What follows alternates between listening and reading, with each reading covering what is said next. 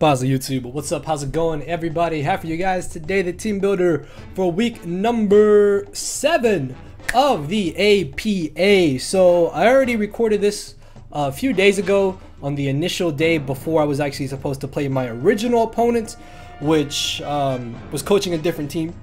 Oh, excuse me. They were coaching a different team, but unfortunately some issues came up and he had a drop, so he got replaced with the coach right now that we are facing, which is going to be Mr. Pointblanke, I believe is how you say his name. His channel link and stuff will be down below for you guys to go check him out. He coaches the... I feel so... Okay, I'm going to have to like have this open on before the actual match because I don't know his team actually. Hold on.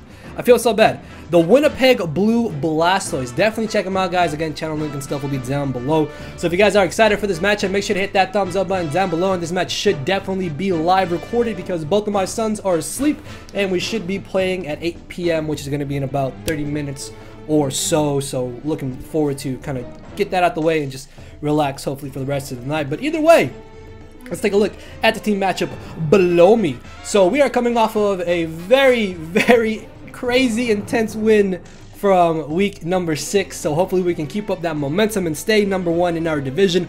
I'll probably be showing you guys our division right there somewhere. Also, the link to our week 6 match should be up there in the other corner, or in the right hand corner over there. So yeah, this is our current division. This is what it's looking like right now. As you can see, we are very, very far ahead in the number 1 slot. And the great thing about it is that so long as we're in the top 2, we are guaranteed to make playoffs. And from the looks of our division, we are definitely guaranteed to make playoffs so long as we don't get like 6-0'd 4 weeks in a row, which, hey, you never know, it could actually happen. So hopefully we can keep up winning and we should be good to go. So let's take a look at the team matchup below me. So as you can see, the top 6 Pokemon as always are what I'm mainly expecting. Garchomp I think actually has a really good matchup in this game. Also, the thing about Garchomp in this match is that while yeah, I do have Jirachi and Primarina, he can just bring Poison Jab Garchomp, or he can bring Acid Downpour Garchomp. Earthquake obviously annihilates my Jirachi, and if I'm not Scarfed, I don't outspeed him. But a good thing about this matchup is that Garchomp is his only Stealth Rocker. So if he brings Garchomp, I either expect it to be Stealth Rock, 3-attack Z-move, or be defensive Rocky Helmet with Stealth Rocks to be able to chip down our Manchow, Diggersby, potentially Swellow, or Mega Beedrill, and like Scarf physically offensive Jirachi and physically offensive Tauros. So if we don't see Garchomp, that's going to be really great, but if we do see Garchomp, that could be a little bit of a threat, so I have to be careful with that. Mega Alakazam, unfortunately, we have to face this monster again after facing it in week 2, if I'm not mistaken. Luckily though, in week 2, it wasn't entirely too scary, so hopefully this time around it won't be as scary. But the thing about the Mega Alakazam is that it outspeeds our entire team, even Mega Beedrill, so I definitely expect that Weavile has a phenomenal matchup in this game with Knockoff, Icicle Crash, and Poison Jab. It legitimately hits everything for neutral or super effective damage, and it's also his other Zmon, so that could be very scary if he does have Acid Downpour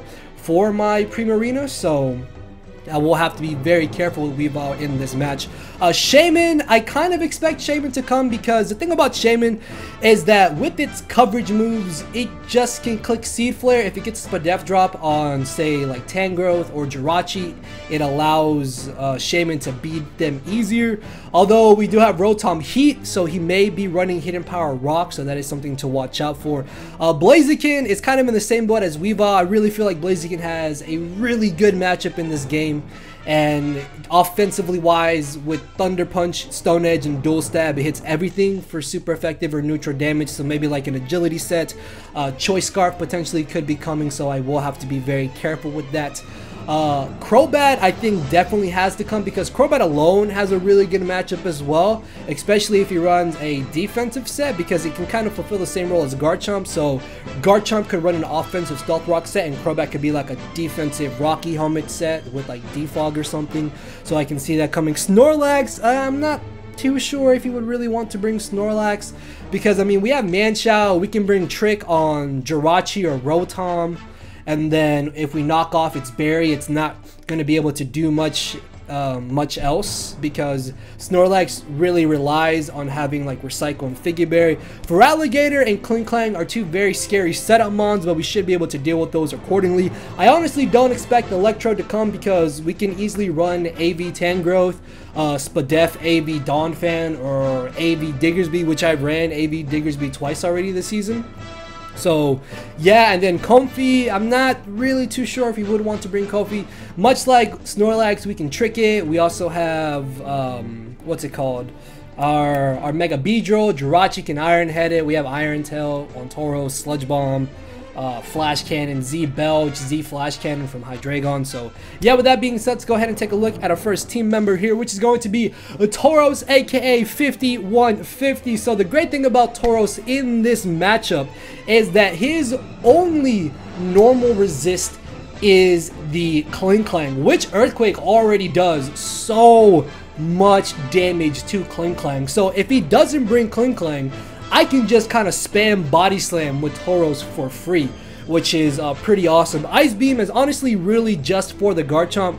We don't knock him out. That's why I'm actually running Jolly Nature as opposed to something like Naive Nature, because even if we were Naive with some special attack investment instead of, let's say, our HP investment, we're still not OHKOing Garchomp, so it's not really worth lowering our defenses. So Jolly Ice Beam still does, I think, about 70% to Garchomp. Either way, we 2-hit KO it regardless. That's really good. Iron Tail is honestly really just for the Comfey, because we're absolutely smacking that thing around if he does want to bring it, and it does turn out to be something like Calm Mind, the you know the annoying Comfey set like Taunt, Synthesis, Calm Mind, Draining Kiss, something along those lines. So Iron Tail can absolutely smack that around, and thanks to Tauros's great natural bulk, if it's not a Focus Blast from Alakazam or a fighting type move from Blaziken, this lives any single hit from whatever he has, and that can really come in handy because that allows us to apply offensive pressure or potentially get a clutch KO or just get off some very well needed damage. So yeah, really hoping Tauros puts in a lot of work here. Moving on to Mon number 2 is another Pokemon that has a really amazing matchup in this game, and that is going to be Nakamura, our Mienshao. So as you can see from his team, his only real answer to this Mienshao is going to be defensive Crobat. That's like a big reason why I think he needs to bring Crobat to this match. But even then, Stone Edge, I think, always 2-hit KOs Crobat. So if I can catch Crobat on the switch in with the Stone Edge, that means I could potentially 2-hit KO him, so that can definitely come in handy. But if he doesn't have Comfey plus Crobat, Mienshao is definitely going to be putting in a lot of work. I originally wanted to have Jump Kick over Stone Edge, but the thing about it is that if he does have Comfey, I want to ensure having some type of super effective move to hit it with. So I decided to forego Jump Kick, because the good thing about Jump Kick is that it's 95 accuracy as opposed to 90 accuracy, and we know High Jump Miss likes to miss. High Jump Kick does indeed like to miss. So yeah, I am a little bit scared to need to rely on High Jump Kick, but unfortunately Mienshao doesn't get close combat. Plus, Reckless High Jump Kick just does so much damage to everything that is not Crobat and Comfey, essentially. So this thing is definitely going to be able to put in a lot of work, and Scarfed outspeeds absolutely everything that he could want to bring Scarfed, except for like Scarfed Weavile or Scarfed Crobat, which I really don't expect them to be Scarfed if he does want to bring them. And also another huge thing about Mienshao is that this guarantees that Cursed Snorlax should not be a problem. I don't expect Choppleberry if he does bring Snorlax, because after like 3 or 4 boosts, Snorlax should still be able to tank a High Jump Kick, but hopefully I can play around the Snorlax and I won't let it get to that many boosts. So we should be okay playing around it. But either way, Mienshao has a really great matchup along with Tauros. These two offensive mons definitely apply a lot of pressure to him. So next off, we have our first Rocky Helmet Pokemon here in the forms of physically defensive Rotom. And Rotom honestly fulfills so many different roles in this match. So first off, this is my main switch into Weavile, which I am 99% 99.9% sure he's going to bring Weavile. So this can switch in the Weavile. We can get off Rocky Helmet damage with the knockoff. As he goes for knockoff, we'll get the chip damage off, and we'll find out exactly what set he is running.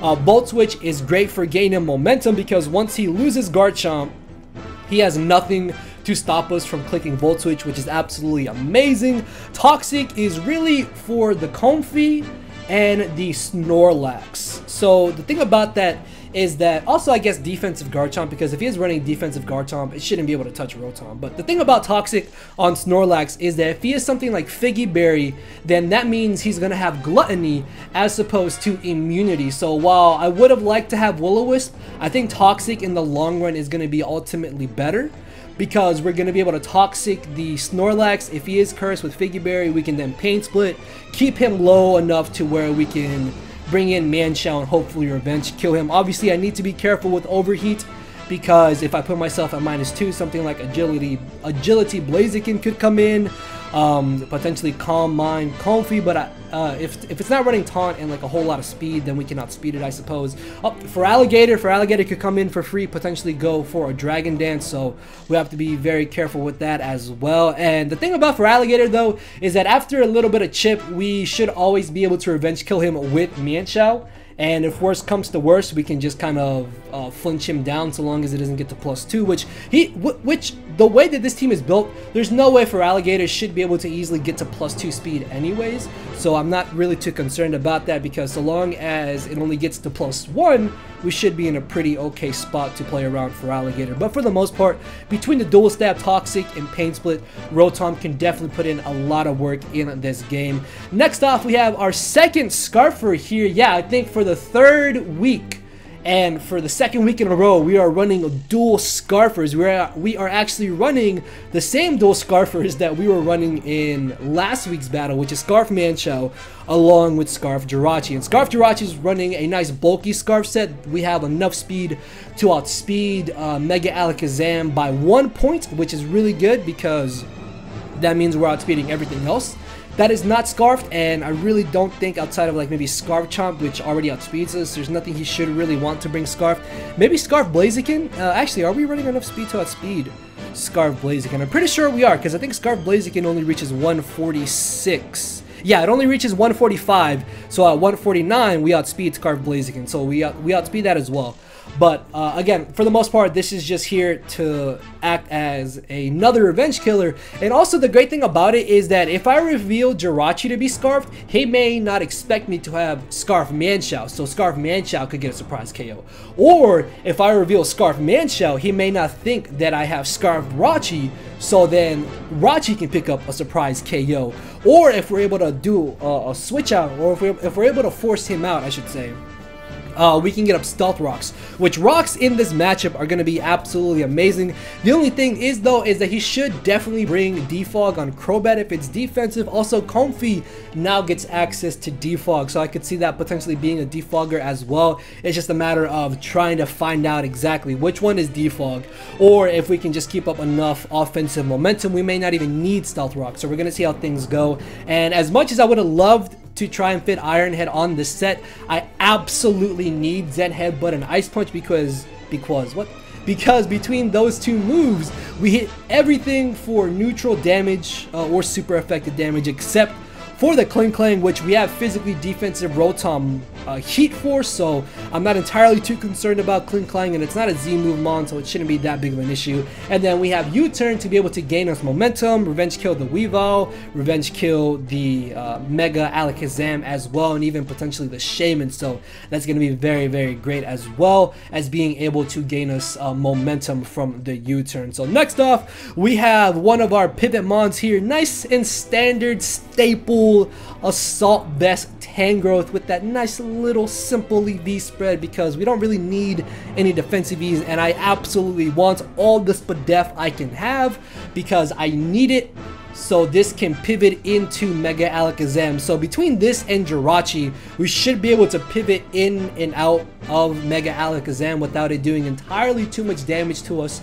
So that's really good. Knockoff absolutely does a ton of damage to the Alakazam. The only issue is, though, he could potentially trace our regenerators, so I have to be careful with that. Earthquake is able to hit the Blaziken on the switch in, we can hit the Electrode, and we hit the Clang, all three of those for super effective damage. Energy Ball does a really good chunk of damage to the Feraligatr, preventing it from being able to set up to +2 against us. I thought about maybe putting Leaf Storm, but I like Energy Ball just because it still does really good damage, and even if we're not gaining back HP, we're still doing more than enough to prevent Gator from getting up to +2. So Tangrowth's job in this game is to mainly pivot into the Alakazam, the Shaman, and the Feraligatr. So if he does bring all three of those, then we will have to play around them carefully. Speaking of Shaman, though, Sludge Bomb is there to be able to hit Shaman for some really nice damage. Also, we can spread poisons around, potentially with Sludge Bomb.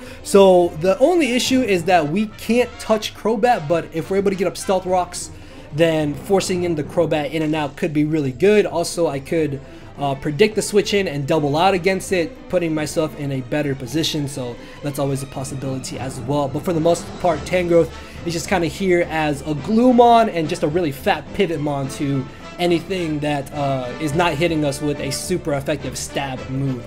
So our final team member is going to be our second Rocky Helmet Pokemon in the form of physically defensive Primarina. So yeah, we have two Choice Scarf Mons and we have two Rocky Helmet Pokemon. But the thing about it is that both Scarfers and both Rocky Helmet Mons in this match really pair up amazingly, I think. Like, they do really well. So the great thing about Fizz-Def Rocky Helmet Primarina is that this can act as a backup switch into the Weavile. This can also switch into the Blaziken, because unless Blaziken is running Life Orb, then there's no way even a Thunder Punch should be able to 2-hit KO me. So if he predicts me to bring in my Primarina and he Thunder Punches me on that initial switch in, unless he's like Banded or he's Adamant Life Orb, I think, excuse me, then there's no way that he should be able to 2-hit KO us. So that's really good. And then between Moonblast and Scald, we hit everything for neutral or super effective damage. Plus, we can just spread Scald Burns for free against his team. Rocky Helmet also really helps us to be able to deal with the Feraligatr and chip down the Clang. Potentially, this can also chew at least one hit from Electrode unless he is running Choice Specs, but I really don't expect Choice Specs Electrode. If he does bring Electrode, I'm thinking maybe like Expert Belt or Life Orb or maybe like Zap Plate, I guess. I'm not really too sure, but I don't think he would bring Specs because of Donphan and the fact that we have Diggersby. And Rest Talk is really nice so we can keep this thing as healthy as possible. So the only downside to Primarina is that it does kind of invite Snorlax in for free, but from there we can kind of play around it, or if we do expect it to switch in, then we can switch into something to deal with Snorlax and then go from there. But Rocky Helmet on Primarina and on Rotom is going to be very, very crucial in this match to be able to deal with his abundance of physical attackers like Garchomp, Weavile, Blaziken if it's physical, Crobat, Snorlax, Feraligatr, and Clang. That's 7 Mons of his 11 that are physically offensive. And then Primarina already has a monstrous special defense stat. Like, I don't have any Spadef EVs, and our Spadef is only 2 points less than our physical defense. So yeah, Primarina, I'm hoping we'll be able to chew a lot of hits and put in some work in this game. So yeah, guys, that is going to be our team for this week. If you're excited, make sure to hit that thumbs up button down below. Check out Pointblanke, and with that being said, let me know in the comment section below what you think of our team. Would you have brought the same team? Would you have brought anything different? I don't know. Let me know. And with that being said, I will see you all tomorrow with the actual match itself. So thank you all for watching. Later, everybody. No matter where you're at, I'm not here to make friends, it's time to attack and deplete your HP with a final smash. Don't make me turn around and pull a 6-foot hacks. 6 foot hacks, yeah. 6 foot hacks, yeah. 6 foot hacks,